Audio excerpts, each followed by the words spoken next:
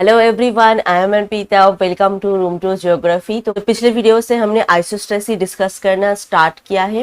What is isostasy, इसको हमने discuss कर दिया है एंड उसके साथ साथ प्रिंसिपल भी हमने डिस्कस कर दिया है। आज हम डिस्कस करेंगे development of the concept of isostasy. तो आइसोस्टेसी ये जो कॉन्सेप्ट है ये कैसे डेवलप हुआ, कैसे लोगों के दिल में आया कि आइसोस्टेसी इस टर्म का कुछ है पृथ्वी में, मतलब ऐसा हो सकता है, ये कैसे आया वो आज हम डिस्कस करेंगे। तो एट फर्स्ट आइसोस्टेसी क्या है वो तो आपको अब तक पता चल ही गया है। Mechanical stability between earth crust and lithosphere and beneath the asthenosphere. इन दोनों के बीच में जो मैकेनिकल बैलेंस है, पृथ्वी का रिलीफ, जो माउंटेन, प्लेटो, लेक ये सब है, वो जो बैलेंस बना के पृथ्वी के ऊपर रह रहा है उसको हम कहते हैं आइसोस्टेसी। एंड यहाँ पे जो अमाउंट ऑफ रिलीफ फीचर पृथ्वी के ऊपर है वो ही पृथ्वी के नीचे है एस्ट्रोनोस्फीयर के अंदर, एंड उसके द्वारा ही वो बैलेंस बना के रह रहा है। तो ये है आइसोस्टेसी, मेनली है balance between earth crust and astronosphere. तो ये जो कॉन्सेप्ट आइसोस्टेसी है ये कैसे आया, कैसे लोगों को लगा कि इस टाइप का कुछ है पृथ्वी में, मतलब ये तो आपको दिखता नहीं है, पृथ्वी के अंदर का पार्ट है, तो कैसे ये लोगों के दिल में आया। तो at first determination of latitude during the expedition of Andes in 1755, Pierre Bauger found that the peak of Chimborazo was not attracting the palm line as much as it should have. तो आंदीज के expedition के time में क्या देखा, तो किम्बोराजो है वो जो पम लाइन है उसको टच नहीं कर रहा है। पम लाइन ये क्या है? पम लाइन एक स्ट्रेट लाइन जिसको हम कांस्टेंट एक लाइन मानते हैं, एंड जिस लाइन के ऊपर बेस करके सब कुछ हम डिटरमाइन करते हैं उसको हम कहते हैं plumb line. The imaginary line from the lens touching the film perpendicular to the earth surface is called plumb point. तो जहां से हम देख रहे हैं वहां से जो परपेंडिकुलर जो लाइन है, ठीक है, तो उसको हम कहते हैं plumb line and plumb point. इसके ऊपर ही बेस करके हम कोई भी चीज, कोई भी ऑब्जेक्ट इसका मेजरमेंट करते हैं, ठीक है। When photography is accurately perpendicular then principal point and plumb point become the same. तो जब ये परपेंडिकुलर होगा तो अगर वो जगह पूरा स्ट्रेट है तो पम लाइन के साथ ही वो बिल्कुल स्ट्रेट एक सेम लाइन में आएगा। कोई जगह अगर थोड़ा ऊंचा है, थोड़ा नीचा है तो वहां पे वो पम लाइन से थोड़ा मतलब साइड में एंड थोड़ा इस साइड में ऐसे करके वो रहेगा, ठीक है। तो ये एक मेन जो परपेंडिकुलर एक स्ट्रेट लाइन जिसको हम कहते हैं पम लाइन, ये है पम लाइन, ठीक है। एंड कोई एक लेंथ का मेजरमेंट हम करते हैं ऐसे करके इसका एंगल के साथ, पम लाइन से कितने एंगल में वो सिचुएटेड है उसके साथ। तो पम लाइन मेनली है परपेंडिकुलर लाइन, 90 डिग्री एंगल में रहता है अर्थ के साथ। तो पम लाइन को ये पम लाइन के साथ ये बिल्कुल सेम लाइन में नहीं है। तो यहाँ पे देखा गया कि किम्बोराजो पम लाइन के साथ बिल्कुल सेम लाइन में नहीं है। He realized that gravitational attraction of Andes was much smaller than expected. उसने रियलाइज किया क्या, जो आंदीज का ग्रेविटेशनल अट्रैक्शन है वो जितना एक्सपेक्टेशन है उससे स्मॉल है। यहाँ पे ग्रेविटेशनल अट्रैक्शन भी स्मॉल है, एंड यहाँ पे जो पीक है वो पाम लाइन के साथ भी सेम लाइन में नहीं है। Sir George Everest carried out a geodetic survey in the Indo-Gangetic Plain for the determination of the latitude. Similar discrepancy was noted during this survey. तो Sir George Everest वो भी एक अलग है जिसने कहाँ पे एक्सपेरिमेंट किया, इंडो गैंजेटिक प्लेन एरिया में एक्सपेरिमेंट किया, एंड वहाँ पे भी उसने सेम जो प्रॉब्लम है वो नोटिस किया, ठीक है। तो यहाँ पे दो जगह पे एक्सपेरिमेंट हुआ है, एक है किम्बोराजो में in the time of expedition of Andes and Indo Gangetic plain area में। तो इस जगह पे भी वो लैटिट्यूड का सेम प्रॉब्लम आया है। From the debate on the discrepancy of the gravitational deflection of the palm line postulated the concept of isostasy. And इसके बाद बहुत सारे डिबेट हुआ इस डिस्क्रिपेंसी के ऊपर, एंड बहुत सारे थ्योरी ऐसे आया, एंड बहुत सारे कॉन्सेप्ट ऐसे आया, एंड उसके वो सब कॉन्सेप्ट के साथ साथ लास्ट में आके ये आइसोस्टेसी ये जो कॉन्सेप्ट है ये बना है। ठीक है, तो ये क्या एक पॉइंट जिसके ऊपर बेस करके आइसोस्टेसी ये कॉन्सेप्ट आया है। नेक्स्ट है isostasy as the earth balance. Earth के बैलेंस के ऊपर भी बेस करके आइसोस्टेसी ये कॉन्सेप्ट आया है। Either is the perfect example of earth is the perfect example of nature's balance system. तो अर्थ ही एक परफेक्ट एग्जाम्पल है नेचर का जो बैलेंस सिस्टम है उसके लिए। अर्थ में जो सब चीजें हैं सब कुछ बैलेंस बन के रहते हैं। जैसे इकोसिस्टम में भी अगर हम देखेंगे सब कुछ बैलेंस बना के है, वहां पे हार्बीवोर से कार्निवोर से सब लोग एक दूसरे के साथ मिलजुल के रह रहा है। अगर हार्बीवोर्स बहुत ज्यादा कम हो जाएगा तो इकोसिस्टम बिल्कुल मतलब खराब हो जाएगा। कार्निवोर्स अगर बहुत ज्यादा कम हो जाएगा तब भी ये खराब हो जाएगा। तो सबका एक अलग अलग जगह है, सबका एक अलग अलग काम है, सभी एक साथ मिलके अपना जो जो कंट्रीब्यूशन है वो देके यहाँ पे रह रहा है। तो यहाँ पे भी एक बैलेंस बन रहा है अर्थ एंड अगर लैंड फॉर्म में अगर हम देखेंगे तो इरोशन डिपोजिशन दोनों काम ही सेम तरीके से हो रहा है। ऐसा नहीं है कि हमेशा इरोशन हो रहा है। अगर हमेशा इरोशन होता तो लैंड बिल्कुल ही नहीं रहता, एंड हमेशा अगर डिपोजिशन ही होता तो लैंड बढ़ते ही जाता, बंच का हाइट मतलब इतना बढ़ जाता कि वो देख ही नहीं सकते थे। तो ऐसे यहाँ पे भी इरोशन डिपोजिशन इसका भी एक बैलेंस बना है, एंड बैलेंस बना के सब कुछ यहाँ पे है। तो earth is the perfect example of nature's balance system. Earth में जो भी कुछ है सब कुछ बैलेंस बना के है। तो rock particle are eroded from the mountain top. तो अर्थ में जो सब माउंटेन टॉप है उसके ऊपर से रॉक पार्टिकल इरोड हो रहा है and deposited in the valley. Valley area में डिपोजिट हो रहा है and compacted under their own weight and uplifted by mountain building process until they again rise to the top of the mountain. तो ऐसे करके अर्थ यहाँ पे बैलेंस बनाया है। कैसे? माउंटेन जो टॉप है वहां से इरोशन हो रहा है, ऐसे माउंटेन टॉप यहाँ से इरोशन हो रहा है, एंड इरोशन होके जो मटेरियल है वो आके यहाँ पे वैली एरिया में गिर रहा है।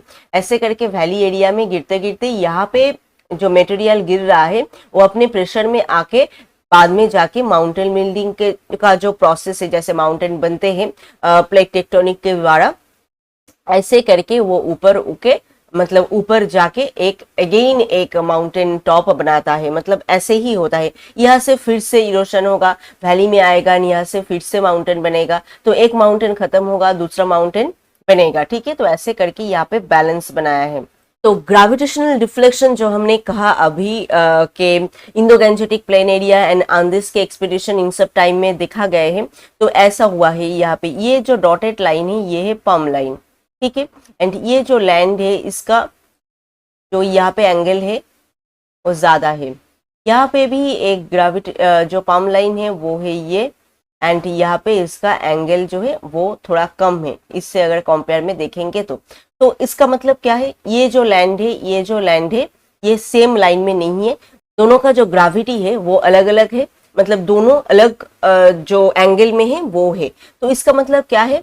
ये बैलेंस बना के रह रहा है, इसके लिए कभी ऊंचा कभी नीचा इस टाइप का हो रहा है। Deeper with the earth balancing process also take place. तो हमने अभी देखा अर्थ के ऊपर कैसे बैलेंस बनता है, माउंटेन कैसे बनते हैं एंड कैसे इरोशन होता है, कैसे डिपोजिशन होता है। हमने इकोसिस्टम के बारे में भी कहा, वहां पे भी होता है। सब कुछ चीज जो भी चीज है अर्थ में सब कुछ बैलेंस बना के रहता है। ऐसे करके अर्थ के नीचे भी बैलेंस बनते हैं, तो वो ही है isostasy. Deeper within the earth balancing process also take place. Earth के डीपर जो एरिया है वहां पे भी बैलेंसिंग प्रोसेस काम करता है। As major shift in the upper part of the earth crust change the planet gravitational balance. And इसके वजह से क्या होता है? अर्थ का जो क्रस्ट है वो ग्रेविटेशनल बैलेंस बना के यहाँ पे रहता है। तो नीचे जो बैलेंसिंग जो प्रोसेस है, मतलब नीचे है एस्थेनोस्फीयर, उसके ऊपर क्रास्ट बैलेंस बना के रह रहा है, कभी ऊंचा कभी नीचा हो रहा है। इरोशन अगर होता है तो ऊंचा हो जाता है, डिपोजिशन अगर होता है तो और उसका वेट बढ़ जाता है तो थोड़ा नीचा हो जाता है। ऐसे करके बैलेंस को एडजस्ट करता है, ठीक है। तो इसके वजह से यहाँ पे ग्रेविटेशनल डिफ्लेक्शन भी होता है। The land masses float on the crust and mantle like icebergs float in the sea water। तो सी वाटर में आइसबर्ग जैसे फ्लोट करता है, यहाँ पे लैंड masses जो है क्रास्ट मैंटल के ऊपर, मतलब एस्टेनोस्फीयर के ऊपर वैसे ही फ्लोट करता है जैसे आइसबर्ग होता है। अगर हम देखेंगे इस इमेज में आइसबर्ग कैसे है, समुद्र के ऊपर इसका एक पार्ट है एंड नीचे उसका एक ह्यूज पार्ट है जिसके साथ वो बैलेंस बना के रह रहा है। तो अर्थ के लिथोस्फीयर एंड जो मैंटल है, एस्टेनोस्फीयर है, उसके अंदर भी सेम प्रोसेस होता है। ऊपर पृथ्वी का क्रास्ट जो पार्ट है, माउंटेन वगैरह जो सब है वो है, एंड नीचे भी उसका एक अलग से पार्ट है जिसके साथ वो बैलेंस बना के यहाँ पे रहता है। तो it's like icebergs float in the sea water. More of the mass of larger icebergs below the water than the smaller one। तो iceberg में हमने क्या देखा, जितना छोटा आइसबर्ग ऊपर दिखता है उससे भी बहुत ज्यादा एक masses of larger icebergs हम समुद्र के नीचे देखते हैं। तो it's like same iceberg float on the sea water, वैसे ही है क्रास्ट एस्टेनोस्फीयर के ऊपर फ्लोट कर रहा है। तो ऐसे भी यहाँ पे वो बैलेंस बना रहा है। This balance of masses of the earth crust maintain the gravitational balance is called isostasy। तो इसको ही हम कहते हैं आइसोस्टेसी। जो ग्रेविटेशनल बैलेंस यहाँ पे क्रास्ट बना रहा है, अर्थ क्रास्ट उसके नीचे के पार्ट के साथ। Isostasy is not a process और नॉट अ फोर्स। तो ये कोई प्रोसेस भी नहीं है, ये कोई फोर्स भी नहीं है, ये एक कॉन्सेप्ट है, ऐसा एक मतलब रियल एक concept. It is simply a natural adjustment. तो नेचुरली ये एक एडजस्टमेंट है, नेचर जो है ये ऐसे ही एडजस्ट कर रहा है। पृथ्वी का ऊपर का जो पार्ट है, क्रास्ट जो एरिया है, मतलब जिसके ऊपर हम रह रहे हैं, तो वो वाला पार्ट नीचे जो पार्ट है उसके साथ ऐसे ही एडजस्ट करके रह रहा है, बैलेंस मेंटेन करके रह रहा है। अगर डिफरेंट टाइप ऑफ थिकनेस होता है तो डिफरेंट टाइप ऑफ नीचे का जो पार्ट है वो होता है। अगर हाइट में ज्यादा ऊंचा पार्ट है जैसे माउंटेन का पार्ट, तो उसमें नीचे भी वैसे ही बड़ा एक ह्यूज अमाउंट का पार्ट होगा, नहीं तो वो बैलेंस नहीं बनेगा। नीचे अगर छोटा सा पार्ट होगा तो ऊपर वो बैलेंस ठीक ठाक से नहीं रख पाएगा। तो ऐसे करके प्लेन में भी प्लेन की तरह ही नीचे बैलेंसिंग पार्ट है, माउंटेन में माउंटेन की तरह ही नीचे बैलेंसिंग पार्ट है। तो ये जस्ट अ नेचुरल एडजस्टमेंट है, कोई भी प्रोसेस नहीं है, कोई भी फोर्स नहीं है, कुछ भी नहीं है। Not a process, not a force, is simply a natural adjustment, ठीक है। Balance maintained by block of crust of different thickness that also maintain gravity, and ये gravity भी maintain करता है। In isostasis there is a line of equality at which the mass of land above sea level is supported below sea level। तो यहाँ पे एक line of equality है, एक इक्वल लाइन है जिसके द्वारा ये जो लैंड एंड सी लेवल है यहाँ पे है, मतलब ये एक इक्वल लाइन है जिसके द्वारा पृथ्वी के ऊपर का जो माउंटेन एंड ये सब पार्ट है एंड नीचे उसका पार्ट है एंड इसके बीच में एक लाइन ऑफ इक्वालिटी है। Isostasy describe vertical movement of land to maintain a balance crust. तो यहाँ पे वर्टिकली मूवमेंट होता है आइसोस्टेसी में। इसके ऊपर अगर माउंटेन का पार्ट अगर इरोड हो जाता है तो ये जो नीचे का जो बैलेंसिंग पार्ट है ये थोड़ा ऊपर आ जाएगा। एंड यहाँ पे अगर और भी सेडिमेंटेशन होकर जमा हो जाता है एंड वेट बढ़ जाता है तो ये और भी थोड़ा सिंक करके नीचे आ जाएगा। मतलब यहाँ पे जो काम होगा, मूवमेंट जो होगा वो वर्टिकली होगा, ऐसे ही वर्टिकली होगा। यहाँ पे कोई हॉरिजॉन्टल मूवमेंट काम नहीं करता है। जैसे कंप्रेशन कैसे होता है, दोनों तरफ से होता है horizontally. And folding of rock folded rock जो होता है, फोल्ड जो कॉन्सेप्ट है कैसे होता है, वो भी हॉरिजॉन्टली ऐसे कंप्रेस्ड होके ऊपर उठ जाता है, माउंटेन बनता है। तो वो भी यहाँ पे काम नहीं करता है। तो यहाँ पे जो मूवमेंट होता है वो है mainly vertically movement, horizontal movement यहाँ पे नहीं होता है। Greenland is an example of isostasy in action. तो ग्रीनलैंड भी एक ऐसा एग्जाम्पल है आइसोस्टेसी के लिए। ग्रीनलैंड में भी बहुत सारे लैंड मासेस है जो सी लेवल के नीचे है because of the weight of the ice cap that cover the island. तो इसका वेट के वजह से ही इसका बहुत सारे लैंड जो है नीचे है। जस्ट लाइक हमने अभी जो कहा आइसोस्टेसिक बैलेंसिंग, अगर हम इमेज में देखेंगे तो कैसे ये प्रोसेस हो रहा है।